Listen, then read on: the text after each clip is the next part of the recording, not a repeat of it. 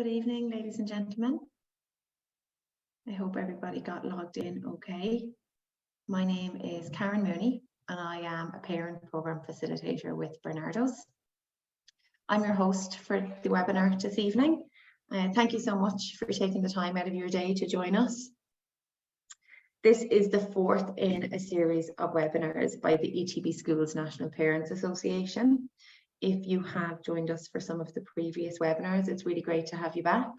And if this is your first time joining one of the webinars, you're extremely welcome. Thanks to David O'Gorman, the President, and Anne-Marie Roach, the Secretary, and all their team for placing their trust in us in Barnardos to deliver these webinars, which all aim to empower and support parents as they navigate their way through some of the challenges and difficulties that parenting a teenager can bring. I know that some of you have submitted questions while you were registering for the webinar this evening. Thank you so much for taking the time to do that. I have received those and I hope that the content that we deliver here over the next 50 minutes or so will answer some of those questions for you. A little bit later in the webinar, I will be asking you to share maybe some of your thoughts with me via the chat function. And that can be located at the bottom of your screen if you're using a laptop, and at the top of your screen in the corner in the menu if you're using a phone or tablet device. So we will get started. So our title for this evening is Supporting Teenagers as they develop their identity during adolescence. The aim of the next 50 minutes or so that you've signed up for is to provide you parents and guardians with an understanding of the factors that shape a young person's identity, and also some information on how you can help your teenager to answer that question, who am I in the world? So we're going to look at, I suppose, lots of information about the many different factors that can shape a young person's identity. So we're very much taking a holistic view of teenagers and their world to do that. So over the next little while, there's a couple of areas that we're going to discuss. We're going to start by looking at the area of adolescent development. So it's really helpful for us to start there and get a really good basic understanding of where teenagers are at, what's going on for them, what are the changes that are happening in their life, where are they at developmentally. And that kind of, I suppose, gives us a good framework then to move forward with. We'll define identity and think about what it actually means. And then we'll go on to think about it a little bit further in relation to teenagers and how it might look. It's really important that we discuss a little bit of the theoretical background. So where is this information coming from? Are we just plucking this out of the air? Or is there a theoretical base that's guiding us with this information? We'll talk then about your role as parents. Where do you sit in all of this? What's your role? How can you help? We'll talk about in a little bit more detail then later on in the webinar about some of the key issues that may affect the development of a young person's identity and how they can be challenged in doing that. For the last part of the webinar then we'll move on specifically to how you can help, and we'll give you some tips and strategies and different things that you can do that will help as your young person moves through this stage of development. We'll then talk briefly about parental self-care and how you can mind yourself. And like always at the end of our webinar, we also provide some further supports. So by the end of the evening, if you're feeling like you still have someone answer questions or need a little bit more than what this, I suppose, limited webinar is able to give you, then we will be signposting you to some other supports and services that are available out there as well. So we're just going to start with this quote to kind of get us thinking a little bit. So adolescence is a period of discovery and a time to shape identity. This phase, through which we all pass in our journey from childhood to adulthood, is filled with questions to be answered and meanings to be found. It is exciting beyond description and unsettling at its core. It is during the teen years that we begin to explore the fundamental question, who am I? So we have all gone through this journey. As adults, we have gone through it. Some of us may remember it better than others. Some of us may have found it more challenging than others. But I hope that over the next little while, as we move through the information this evening, it will just give you a moment to pause and reflect and try to remember what it was like for you. What were the challenges? How you felt? What was it like? And that will allow you to, I suppose, put yourself in the shoes of your teenager or your young person and try now to understand them a little bit differently or a little bit better, help you connect with them and empathize with them. So I'm really hopeful that, over the next little while, as we go through some of this information, that it will just, I suppose, give you moments to, pause for thought and think about things a little bit more than maybe we get to in the busyness of day-to-day life. So I said we're going to start with really thinking about where our teenagers are at developmentally. So what's changing? So dealing with the teenage stage can be challenging, but it can also be a really interesting time for both parents and young people. And parents having an understanding of what's actually happening, what's really going on for them in all areas of their life, can be really, really helpful in maintaining that positive relationship and also in letting your young people know that they're supported. So we know it's a time of significant biological and social change, but we also know that at this point, this period of life is also associated with an increased vulnerability to kind of emotional and social challenges for young people. So we're going to break it down into 4 headings. Our first area that we're going to look at is physical. So what are the physical changes that are happening for teenagers at this point? So the answer is that it's massive. So they are going through really, really significant physical changes. So they go through big growth spurts. They start taking on their adult body. So that means that we might see an increase in height and weight. Facial and body hair starts to grow. Their skin can change. They can have an increase in their appetite. You may find that they need more sleep. We know that at this time there can be the onset of periods for girls, changes in voices for boys, overall really big and significant physical changes happening to their body. And that can be quite unsettling, and it can be quite scary at times for them because there's a real uncertainty of what's happening. Is this normal? Am I normal? Am I going to look the same as everybody else? Is this the start? Is this the end? What's really happening to my body? Alongside of that, then there can be massive emotional changes also happening.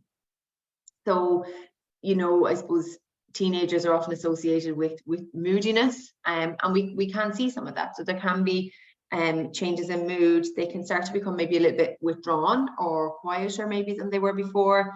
They can start to become socially awkward and self-conscious, which maybe you wouldn't have seen in them as younger children. They start to maybe reject or push parents away a little bit, but actually at the same time are still very much needing that unconditional love and support. So they're wanting more independence, but they can also at this point really struggle with those really big emotions and feelings that are happening within them, and they might not fully understand them at this point. They can also start to become quite preoccupied with things such as body image and how they look. Psychological changes. So at this point during adolescence, young people start to develop the ability, I suppose, for abstract thinking. So they have greater reasoning ability, greater imagination. They can start to maybe challenge parents' thinking a little bit, which can be challenging for parents. But they can also start to have really intelligent debates and really converse and discuss things in greater depth or in more detail and in a more adult way than they previously would have been able to. They start to look outside of the family and know that there's other maybe role models out there that they start to look up to. It is also at this time where they start to reflect on their own identity and their own views and opinions, their own morals, their own ethics, and things such as fairness and equality start to feature and become important for them. And then we can also start to see behavioral changes. And sometimes that's what we often see first as parents, it's changes in their behavior, because that's often what's most apparent. But all of this other stuff can also be going on in the background. So we mentioned already that they may withdraw from parents, they're starting to pull back, they're starting to look for more time with their friends, which is all completely normal. Begin to challenge authority figures, and maybe not just taking what parents or adults say as definite or as gospel. You may find that they're maybe a little bit more secretive or seeking more privacy. Sorry, I skipped on there. They may start to engage in behaviors that they wouldn't have done before. So maybe kind of more risk-taking behaviors or more adult-like behaviors. So maybe starting to experiment with drugs and alcohol or kind of romantic relationships. And they might start to test boundaries and limits and push those a little bit to test the waters. So overall, really, really significant change going on for them in many areas of their lives. And sometimes we can lose sight of that when we're kind of stuck in the challenge of parenting. Sometimes we forget that there's actually so much going on under the surface for them that they're trying to navigate their way through. And this is all new to them. They haven't gone through this stage before. They haven't gone through all of these changes before. So this is new territory for them as much as it is new for us as parents of teens as well. So that's helpful to be mindful of. So this is where I'm going to ask you to put your thinking cap on, I suppose. And this is where I'm going to ask you to use the chat function, if you're able to locate it or find it at the bottom or top of your screen. So what I'd like you to think about is, what do you think, or what comes to mind for you when you hear the word identity? What are the first words or phrases or ideas that come to mind? And whatever they are, it'd be really, really helpful if you were able to just type those into the chat function. That might be just one word, it might be a couple of words, but what is it that comes to mind for you when you hear the word identity? And we're just going to take a moment to kind of think about that and see what's going to come in on our chat.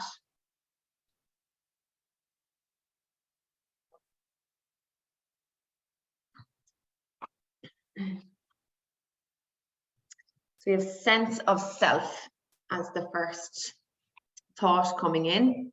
Who I am.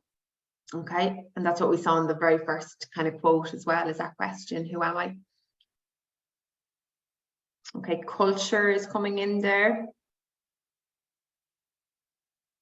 Belonging.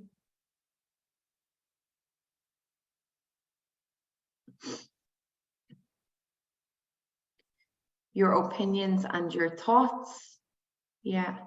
Personality, self, who I am, belonging, groups, what I believe in, beliefs, yeah.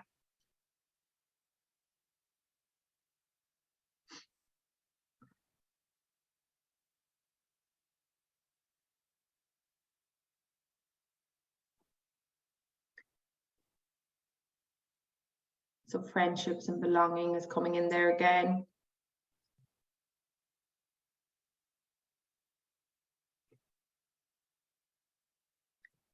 Beliefs, what's important to me. Okay. Their sense of self. Yeah, great.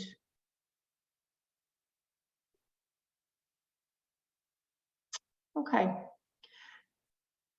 So I suppose even just with those, you know, few thoughts and words and phrases, that really gives us a sense that this topic of identity is quite wide and big. There's so much to it. And that's why I suppose over the next little while, we're going to try refine that, I suppose, a little bit and give you as much information as we can. Bearing in mind that there's lots and lots of elements and layers to it for young people. So thank you for sharing your thoughts on that. That's really helpful.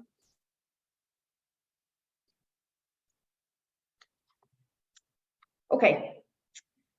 So let's have another little quote here to make us think a little bit. So identity refers to one's sense of self, which is something that came in the chat function there a couple of times. One's sense of self as an individual and how they define themselves in terms of values, beliefs, and role in the world. Self-identity in adolescence forms the basis for our self-esteem later in life. So I think that's really helpful for us to keep in mind. So that formation of self-identity now in these teenage years is going to have a direct impact and influence our self-esteem, your teenager self-esteem later in life as they move into their adult life. So just kind of really highlighting the importance of them being supported through this stage as they identify who they are and what's important to them.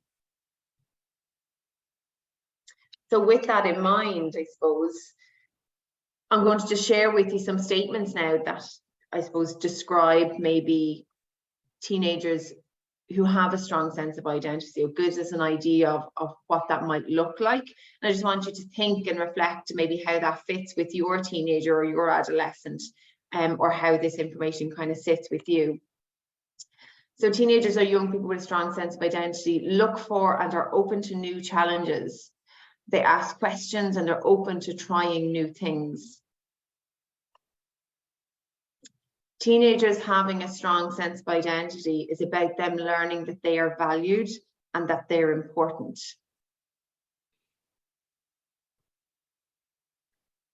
Having a strong sense of identity doesn't mean that they have an outgoing or social personality. A quiet or shy child can also have a really strong sense of identity. And that can be mixed up sometimes. It can be perceived that if a young person is outgoing and bubbly, that they're very sure about themselves and that they have a really strong sense of identity, and that those young people who are maybe quieter or more withdrawn don't. And it's actually not true. Those quieter young people, or those young people who are a little bit more shy or reserved, can also be very, very clear about who they are, and very, very sure of their own identity. So it's really important that we don't mistake that. Teens with a strong sense of identity know that they can contribute to the world. They persist with things and they enjoy their achievements. So that, I suppose, ties in with some of the ideas and thoughts that you put into the chat function there a couple of minutes ago. So we've established that adolescence is a time of disorientation, it's a time of questioning, and it's a time of discovery. The transition can raise questions of independence and identity, and teenagers can face difficult choices and questions about their academics, their education, their friendships, their sexuality, their gender identity, drugs and alcohol, their interests, their peer relationships, their beliefs, their values, so many different things. So we're going to hear now the voice of a teenager, so the voice of a young person themselves, telling us a little bit about all of the different questions that are going on for them, all of the different things that they're trying to figure out and come to conclusions on, and figure out where they stand in relation to it. So I'm just going to share this little piece of audio with you, so you can just take a listen for a couple of seconds. As a teenager, there are lots of things that I have to think about and lots of questions I'm trying to answer. Who am I, separate from my parents and different from my siblings? Am I someone people enjoy being with? How do I fit in with my friends? How do I maintain my own values while still having others like me? Who am I attracted to? Will anybody ever be attracted to me? What am I good at? What do I believe? What I need from the adults in my life when I'm trying to find the answers is space, reassurance, understanding, and a listening ear. Okay, so hopefully you were able to hear that okay. So that is the voice of a young person themselves, telling us all of the various different questions that are going on for them. Some of them you may feel like, okay, I definitely knew that they are the types of questions that are going on, but there may be some there that you didn't realize or kind of didn't think of. So it's important for us then to, I suppose, put a foundation on this information, and give it some context and some background. So how is it that we know this information? What is it that's guiding us in this? And there is a theoretical background to this concept of developing identity, and it's Erikson's life cycle theory that has shaped our knowledge in relation to this. So it's a well-known theory, and it suggests that there are different stages of development that we go through in life, and that at each stage it features its own dilemma. So it is a dilemma that won't be experienced to the same extent or to the same level at any other point in the life cycle. and that it must be addressed at that point in order to be able to move on successfully to the next stage. So it means that there's developmental tasks, I suppose, that need to be negotiated by the young person in order to move forward. So in this case, we're talking about adolescence, and that's recognised as the 5th stage in the life cycle theory. And the dilemma or challenge at this point in the cycle is identity versus role confusion. So what Erikson's theory is telling us is that there's developmental tasks at this point in relation to figuring out identity and their role that need to be negotiated and established before they're able to kind of successfully move on to the next stage. Erikson also makes it really clear that just doesn't happen in isolation, that the formation of identity isn't just an internal process that happens on its own within a person. He notes really clearly that there's lots of social factors that are involved. So we need to recognize that the impact of those social factors cannot be underestimated for this age group. So the impact and influence of peer relationships, romantic relationships, fashion, music, technology, race, ethnicity, gender, school, other social outlets, and so on. We've just put a few of them on the screen here. But we can't, ignore the influence and the impact that all of these things have on young people as they do try to move through this developmental stage and do try to form this identity of theirs. So all of these things are having massive influence and impact on our teens and our young people. So we as parents want to ensure that we're also having influence. So where do we fit? What's our job? What's our role? The first line here is the most important. So relationships are the foundation for your teenager's identity. To build a strong sense of identity, your child first has to feel that they belong. They learn this through safe and secure relationships, firstly with family, and then later in their life with other caring adults and other peers in their life. So it's that sense of belonging that is established within the family unit to begin with. And it's those relationships that are the foundation layer of your teenager's identity.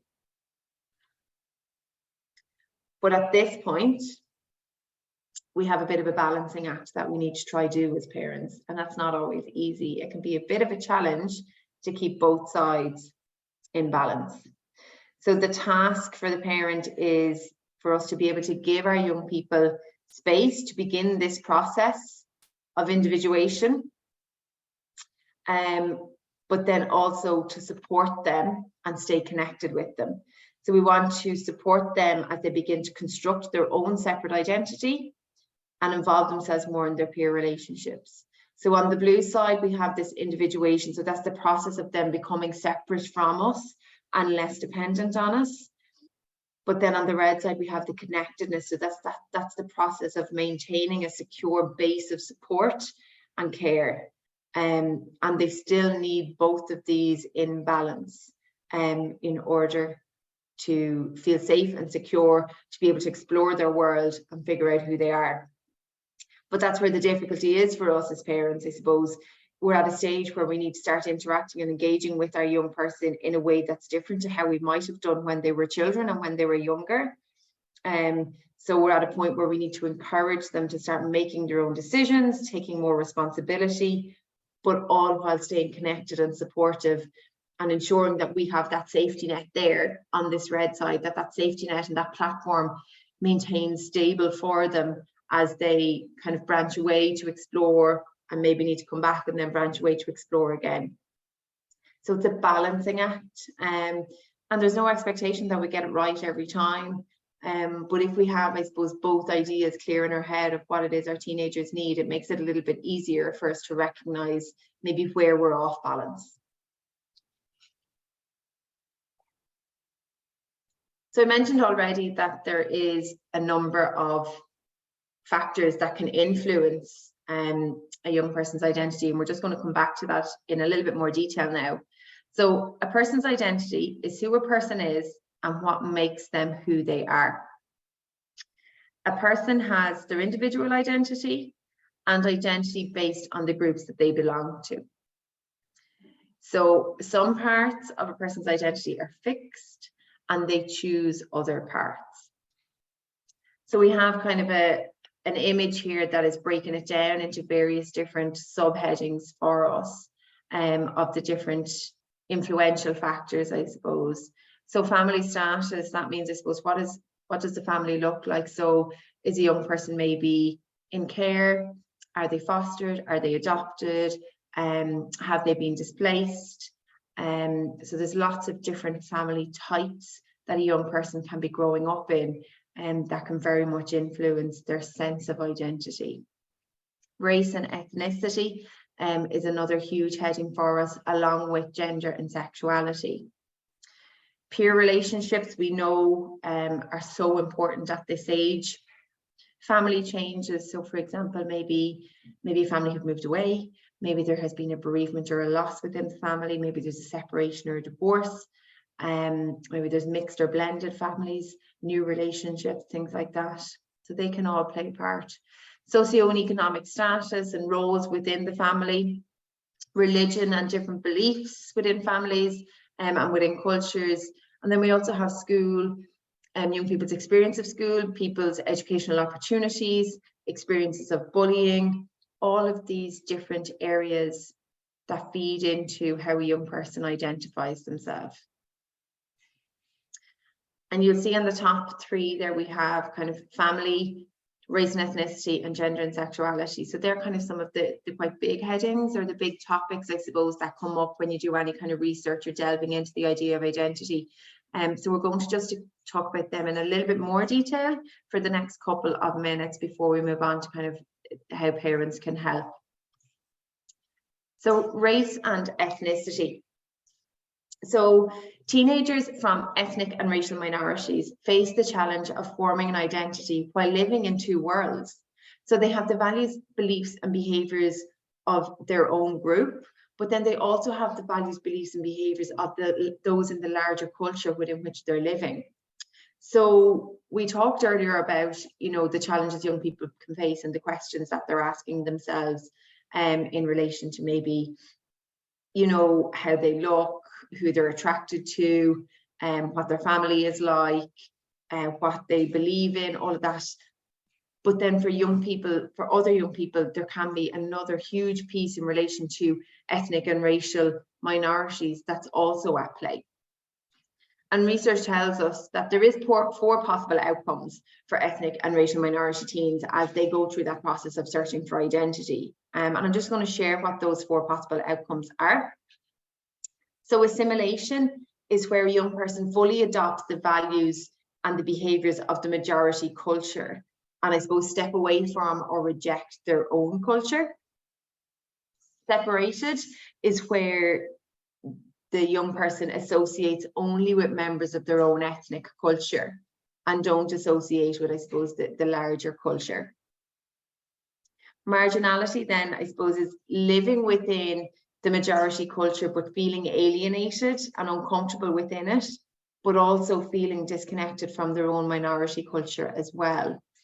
So really kind of feeling marginalized in both.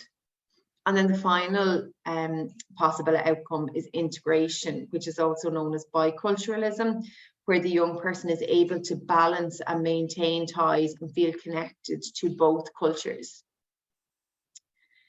And it is reported, I suppose, the information out there is telling us that bicultural adolescents who do form strong, positive, multi-ethnic identities have higher self-esteem, fewer emotional problems, and have higher academic achievement. But I think what's really important to remember here is that if you're thinking of a young person who is from an ethnic or racial minority, that is a process. That's not something that just happens overnight, or it's not just simply them deciding, okay, I'm going to choose integration and I'm going to choose biculturalism. They absolutely need to explore all the four possibilities and figure out how it feels for them, what it's like, what feels right for them, and what they're comfortable with. And what they need while they're going through that process, I suppose, is time and understanding and support. And there is organisations and agencies out there that can help with that if that's needed as well. The next kind of big topic or big heading, I suppose, is gender and sexuality. And again, this is something that we're seeing a lot of in the media and in relation to young people. So research is telling us that between 6 and 10% of any group of young people may identify as LGBT+. So young LGBT people disproportionately experience difficulties such as mental health issues, substance use issues, and bullying, mostly down to fear of rejection and isolation. So between 6 and 10% of any group of young people may identify as LGBT+, and are, I suppose, at higher risk of experiencing these difficulties. So you may not feel like this features within maybe your young person's life right now, but maybe it's something that will be important in their life, or maybe they have a peer or someone in their group, or maybe it might be a niece or a nephew. So it's just really important for us to have an awareness as adults, to have an awareness of the information, of the facts that are out there, for us to be, I suppose, more understanding and more knowledgeable and more aware of what's going on for our young people.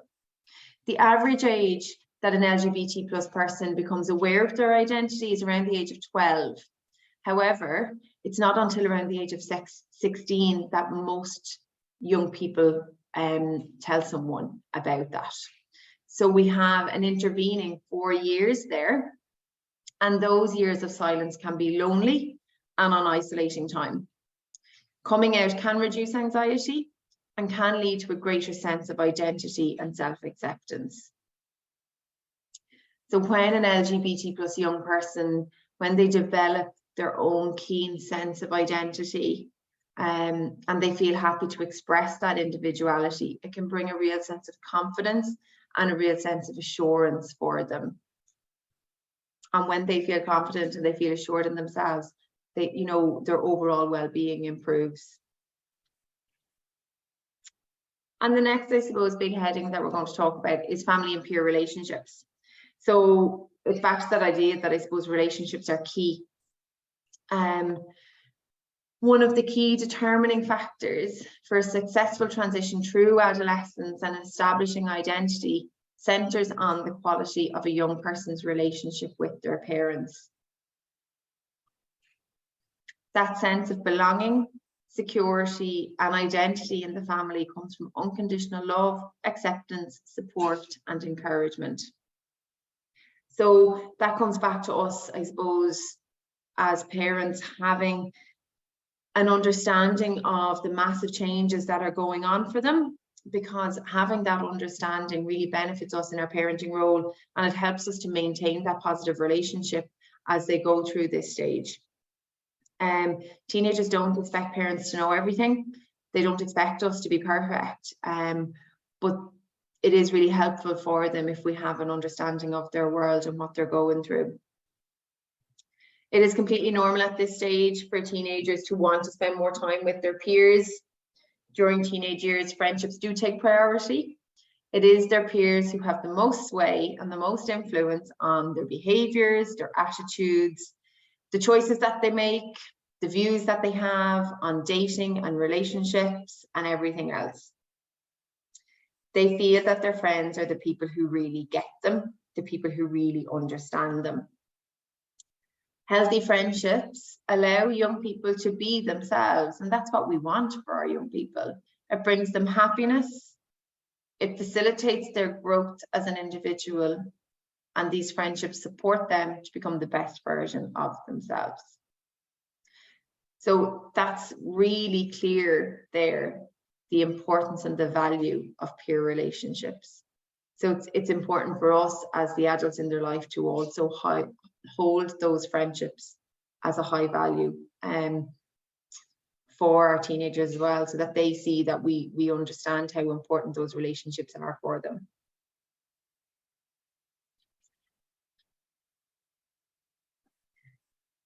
So with that knowledge and knowing all of this, I suppose it allows us to be prepared and also to be realistic around what we expect from our teenagers. there is a lot for them to figure out at this stage. But it is a stage, and it's important for us as parents to remember that this stage will also pass. I suppose if you cast your mind back to maybe when they were toddlers, there was probably a point there where we felt as parents really overwhelmed and really challenged, and that we were stuck in this phase or this stage, and it felt like it was going on for a really long time, and it was really testing us. And then there was probably another one of those phases, you know, when they were 5, 6, or 7, and another stage, you know, when they were 9 or 10. And it's about remembering that, you know, this too will pass, that this isn't this is, you know, it's not going to be like this forever, and this is temporary. But us having realistic expectations around it can be really helpful for our teenagers and for us as parents. So we know that for some teenagers, they move through this journey kind of seamlessly without any major difficulties. But for other young people, it can be really challenging, and there can be many difficulties along the way. But the more calm and connected and present you can remain in their lives throughout this, the easier it will be for everyone. But you will see some words up on your screens here, and that's just really to make us think about the reality of it all. You know, that there can be challenges, and the challenges might be that they're experimenting. So maybe they're experimenting in romantic relationships, or maybe they're experimenting with drugs and alcohol. And that's a real challenge for parents, because we want to keep them safe. And sometimes it can be hard to know what to do. They can be pushing boundaries and testing limits, and not being maybe as cooperative as they have been before. They may be kind of changing peer groups or changing romantic relationships, and it might be hard to keep up with that. We know that they're going through those significant physical, emotional, psychological, and behavioral changes that we talked about right back at the beginning. So their bodies are changing, their emotions are changing, their moods are changing, their behaviors are changing. They can become more withdrawn and seem to be more secretive and want more privacy. And that's completely normal. And that's not just because of you, or that's not just your teenager. That is very much a typical behavior that we would see in the adolescent stage. And they may seem to be more defiant and more rebellious than they have been before as well. And that's just to give an idea. That's not an exclusive list, but it's just to give us a sense that, you know, we do need to be realistic as parents as well, and to kind of check ourselves in relation to what are our expectations. Are we expecting them to kind of figure out who they are and move through this adolescent stage without any kind of hiccups along the way, or are we being realistic about that? So really importantly, we're here to talk about how as parents we can help. And I'm just going to ask you to stick with me now for a minute as I give you an analogy to kind of picture and to think about. So I want you to imagine that you're sitting in the cockpit of an airplane, and our airplane is moving. So family life and parenting a teenager can be a little bit like embarking on a plane journey together. With a young child, you, the parent, is in the pilot seat, navigating the plane and in full charge and control. As the child gets older, a good parent allows the child into the cockpit and begins to teach them how to operate some of those controls. As the child then becomes a teenager, they begin to take their first steps of flying the plane on their own.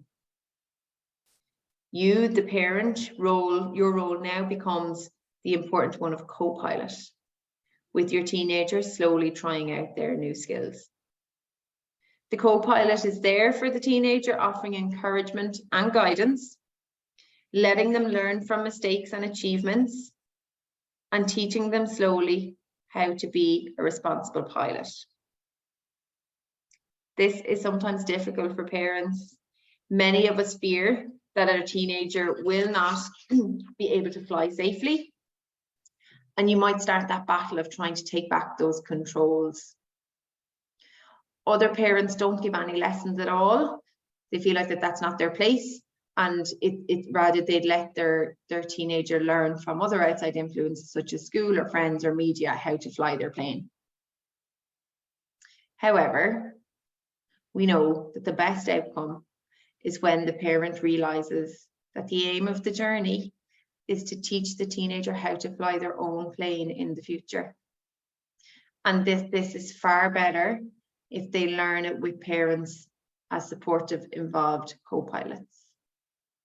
A good co-pilot has faith in their trainees' ability and is there to actively support them in their crucial job of flying their plane. So that's just a little analogy, I suppose, that can sometimes be helpful. Sometimes those analogies and those pictures stick with us a little bit more than a lot of theoretical information. So it's remembering that we're in this phase where we're stepping out of our role as pilot and stepping into our role as co-pilot. But that role of co-pilot is still really, really important. But there are other things that we can do as well. So how to help your teen explore and develop a strong sense of identity. So accepting them for who they are right now. So everyone needs and wants to be accepted. So accepting your young person for who they are right now is so important, and for them to know that you accept them. Encourage problem solving and persistence. So encourage problem solving skills is so important because it's a life skill that our teenagers need to be able to navigate their way through into adult life. If we constantly jump in and start solving things for them at every turn, then we're not giving them the opportunity, we're disempowering them from being able to figure it out for themselves and developing that persistence. So it's that those problem solving skills and that persistence that builds their resilience and has a positive impact on their overall well-being. Pay attention sounds really simple. Pay attention at every turn, at every effort a young person makes to communicate and connect with us. That may not be through language or through words, but if we pay attention closely to all attempts that they make to stay connected and communicate with us or to interact with us in whatever way they can, it's really important for us to respond to that. Support and encourage independence. So we talked there a little bit about the fear and kind of parents trying to battle to get themselves back into that role of pilot and taking back the controls. But actually what's much better is if we can support and encourage their independence, encourage decision making, encourage problem solving, encourage increased responsibility, and support them along the way with what they need to do that. But don't disempower them, don't take the controls back. Be a good role model. So it's really important that we as adults remember that even as they move into their teenage years, we are also still a really big part of their education. So we need to be role modeling care and empathy, respect in all of our interactions, whether that's with other adults or whether it's with other teenagers or other young people. The more role modeling we do, the better for our teenagers because they're constantly learning from us. Value their uniqueness and their strengths. Identify what they're good at. What are their strengths? What's the unique qualities about them? And let them know that you recognize those. Tell them what they are. Tell them why you value them, why they're important, and reinforce that so that they also value those things about themselves, that they don't try to hide it, that they're proud of their strengths and they're proud of their uniqueness. And support their friendships. I touched on this just a little while ago in relation to the value of peer relationships at this point. And as adults, whilst it can be sometimes be frustrating with the amount of time they want to spend with their peers and constantly being on Snapchat and TikTok and online with their friends, we do need to place a really strong value on those relationships because they're so influential and they're so important. And if we don't get on board with how important those relationships are, it's just going to create a distance in our relationship with our teenager. Whereas if we're open to supporting their friendships, if we're open to them having their friends in our house, if we're open to helping them maybe get to a meetup or, you know, something that their friends are doing, then that allows us to stay connected with them instead of driving that wedge between us. And so supporting their friendships is a really helpful thing to do. We know that getting along with teenagers can be a challenge sometimes, and they probably say the same about parents. They probably say that getting along with parents is a challenge sometimes, and that's probably fair. But there are a couple of things, kind of top tips, I suppose, that we can think of and try remember that would be helpful in maintaining that relationship. So there's many of these things that you're probably already doing. And if that's the case, this is just reassurance that you're on the right track and you're doing a good job. So keep going. There might be one or two things that you haven't thought of, or maybe you were doing before and have kind of moved away from. And this is just a little bit of a reminder to go back to it. You know your young person better than anybody else ever will. And you know what works and what they need. And these are just some suggestions of things that might help. Pressing pause. Again, another one of those things that sound really simple, but actually can be so effective. Pressing pause allows us to become a responsive parent as opposed to a reactive parent. If we're reactive parenting, sometimes we end up reacting in a way that we're not happy with, or doesn't fit with how we really want to do things, or doesn't get us the best possible outcome and can damage our relationships. Whereas if we hit pause for a moment and become a responsive parent, it's giving ourselves the space to think about what outcome do I want here and what is the response I need to achieve that. Pressing pause allows us to remain calm. And again, it's a really valuable tool to role model for our teenagers. If we're role modeling pressing pause, it's something that they can learn from us. It's letting them know it's okay to take a breath sometimes. We don't have to react in the moment. It's okay to pause and come back when we know what we want to say or what we want to do. Connecting with your teenager is so important, and it can be harder when they've, connecting with them as a young child is sometimes easier because you're able to get down on the floor and play with them and make jigsaws and color pictures and do all of those things. We have to maybe get a little bit more creative when they're a little bit older, but find ways to stay connected. Be interested, ask questions about their life, what they're interested in, be curious.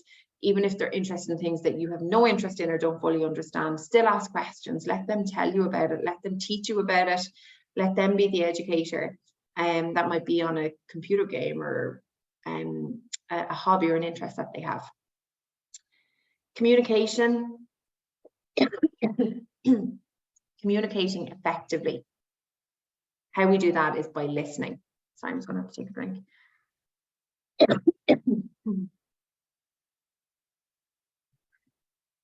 Listening is so important. And by listening, I mean really listening.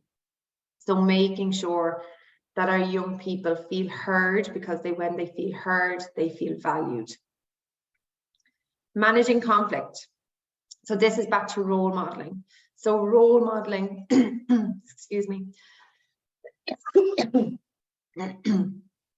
Role modeling respect, role modeling that it's okay to have different views and different opinions, that it's okay to compromise, that it's okay to negotiate. But managing conflict and managing different views and opinions is a really great life skill to be able to give them. Empower our teenagers. So it's back to this piece of encouraging that independence and empowering them. So letting them know that we trust them and we want them to build their independence. We want them to make decisions and allowing them the opportunities to do that because that helps them to feel empowered and feel like they're capable. Negotiating rules and boundaries. We still need to maintain our parenting. So whilst we're trying to do everything else and stay connected and have a positive relationship with them, our young people still need that safe platform, that security net that I was talking about earlier on.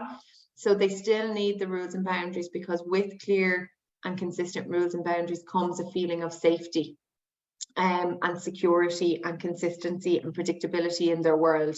And that's really, really important for them at a time when maybe other things don't feel quite so safe and secure and predictable because they have so many other questions going on for them. Solving problems and talking things through. So it's again back to those problem solving skills that we mentioned earlier. So giving them the opportunity to problem solve, role model that. You know, do some trial runs of difficulties that maybe they're going to face, and see if you can do role plays with it and get them to think about how they want to respond or how they might solve a difficulty, and help them, you know, put those things into action. Parents caring for themselves. So we're going to talk about this in a little bit more detail in a couple of minutes, but it's so important that parents care for themselves. And I know this says top tips for getting along with teenagers, and now I'm talking about parents caring for themselves, but it is so important, and it's so relevant, because if parents don't look after themselves, parents feel stressed, parents feel overwhelmed, and parents feel like things are really difficult. And when that's happening, our patience is thinner, our tolerance is less, our ability to communicate is maybe hampered, and that does impact on our ability to get along with our teenagers. So us looking after ourselves is really valuable in keeping that positive relationship with our teenager. And support.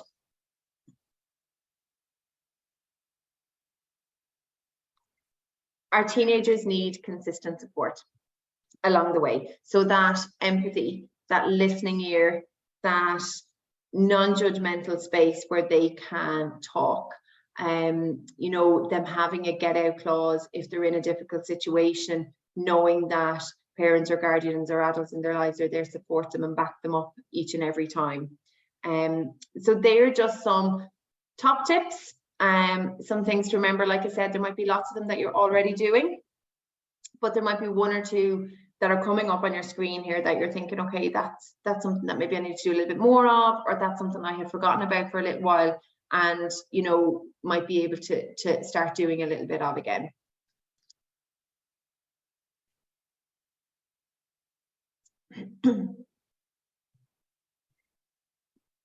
Teenage rebellion is not a personal attack on your authority. And I know at times it can feel like that, but it's not. It is a necessary stage for our teenagers to go through as they forge their own separate identity. So they're moving away and they're forging their own separate identity. There can be difficulties along the way, but it's not a personal attack on your authority. It is a necessary stage. But if you can try to remember some of these things, it's not a personal attack. If you can remain curious and connected and interested in this journey and in this process with them, you will be able to help your teenager to think through their own values and ideas. You'll be able to get to know them in a completely different light. You're getting to know them as a young adult rather than a child. If you remain connected, gives you the opportunity to share in your teenagers' achievements and discoveries as they mature. It will allow you to appreciate and enjoy their excitement as they face this huge world full of opportunity that's ahead of them. And you will have the pleasure of being one of your child's closest supports as they take on the world. So if we can think about how we can maintain that strong, healthy relationship, that positive relationship, that connection with them, this is the opportunity that we have with them. All of these things that are on your screen here.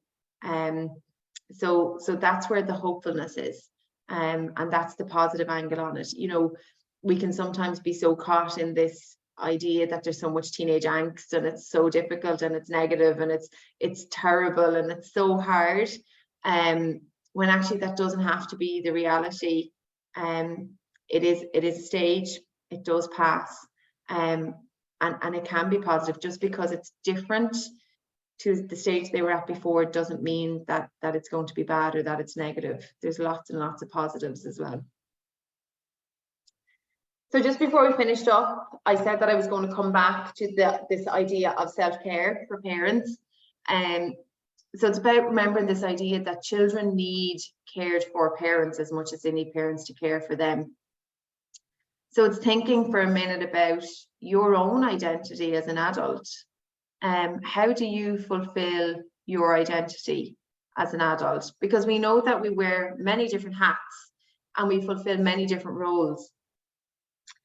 So it's about recognizing that there's many parts of you outside of being a parent, and that those parts of you also need to be refueled and nourished and looked after and valued, and that it is okay for you to allow yourself to love and prioritize those other aspects of you and those other aspects of your life as well. So, you know, we see here on the top of the screen in the blue circle that we have parent, and that's the capacity that you're all here with me this evening in. But you might also be an employee or a student or a teammate, son, daughter, brother, sister, aunt, uncle, friend and colleague, maybe a member of something in your community, maybe a volunteer, you know, and that's just to name but a few. There's so many other parts of us all as individuals. And it's about remembering that those parts are there too. Sometimes we can be so consumed, and parenting is a big job. And it can be consuming at times, but it's about remembering that it is okay for us to value and love and prioritize the other parts of us as well. And we want our teenagers to see that, because the best way to help your teenagers grow into confident adults with high self-esteem is for you to model this. That is, to take steps to value, love, and prioritize yourself. So that brings us to the end. We just have a couple of minutes left. And I had said right back at the very beginning that I was going to share some further supports with you. So in the next couple of seconds in your chat function, you're going to see these various different links that are on your screen. They're going to go into your chat function if anyone wants to copy and paste them out of there. You're also going to get a tip sheet, which is just a PDF document, which is just some of the key information that we've gone through in the webinar this evening. But don't worry if you're not able to get any of that out of the chat function, because you are also going to receive an email in the coming days with the tip sheet, with these links of various different further supports, and also a video recording of the webinar this evening. So if there's parts of it that you missed or didn't quite catch, and that you want to have a look back over or whatever, then you will have the video recording to be able to do that. The ETB Schools National Parents Association will have further webinars available, so do please keep an eye on their social media platforms, because anything they have coming up will be shared there along with going through the schools. Barnardos Parent Support Line is open every day from 10 until 2. It's a free phone number, and that's available to any parent nationally. So if you feel like you are struggling, or your young person is in need of support, or you need some advice or information, ringing that number will put you in contact with a Barnardos project worker, who will be able to guide you and offer some advice and support. So that is really helpful to have there. So I just want to say a really big thank you for joining me this evening. I hope you have found the information helpful and informative. The webinar will close really quickly in a couple of seconds, and when it closes, a feedback survey will pop open on your screen, and we will be so grateful and thankful if you took just a couple of minutes to fill that in for us. Any feedback we get is really valuable, and we're really grateful for it, because it allows us to shape our further webinars and adapt and make sure that the support that we're providing to parents is what parents are looking for. So if you were able to do that, I'd really appreciate it. Thank you again so much, and we might see you again on another webinar. Take care. Bye bye.